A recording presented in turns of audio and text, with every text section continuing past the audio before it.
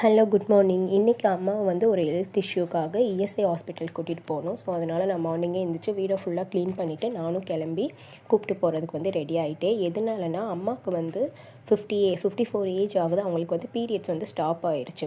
So வந்து doctor என்ன சொல்கிறாங்கன்னா, நம்மளோட கேர்ள்ஸுக்கு வந்து பீரியட்ஸ் ஆகும்போது ஒரு சில ஹார்மோன்ஸ் வந்து சுரக்குமாமா.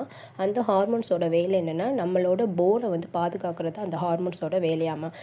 லேடிஸ்க்கு வந்து இந்த 50 இயர்ஸ் கிட்ட வந்து பீரியட் ஸ்டாப் ஆகும்போது அந்த லாஸ்ட்டாக சுரந்து இருக்கிற ஹார்மோன் வந்து ஒரு வருஷம் 1.5 வருஷம் வந்து அந்த போனை வந்து பாதுகாக்குமா. அது வரைக்கும் பெயின் எதுவுமே இருக்காதாம்.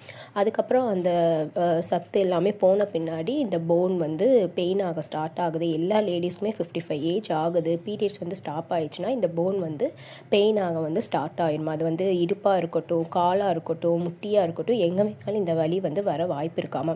ஸோ இதை ஸ்டாப் பண்ணுறதுக்கு வந்து என்ன பண்ணலான்னா, நம்ம வந்து அந்த பீரியட்ஸ் முன்னாடி இருந்தே நம்ம ஒரு 30+ ஏஜ்லேருந்தே நம்ம இந்த கருப்பு உளுந்து, ராகு, திணை, கம்பு இந்த மாதிரி சத்தான ஐட்டம்ஸ் வந்து நம்ம சாப்பிட இந்த போனுக்கு வந்து ஆட்டோமேட்டிக்காகவே சத்து வந்து நல்லாவே கிடைக்கும். ஸோ வந்து நமக்கு ஏஜ் ஆக ஆக இந்த மாதிரி போன் ப்ராப்ளம் எல்லாமே வராமல் இருக்குன்னு சொல்லி டாக்டர் சொல்லியிருக்காங்க.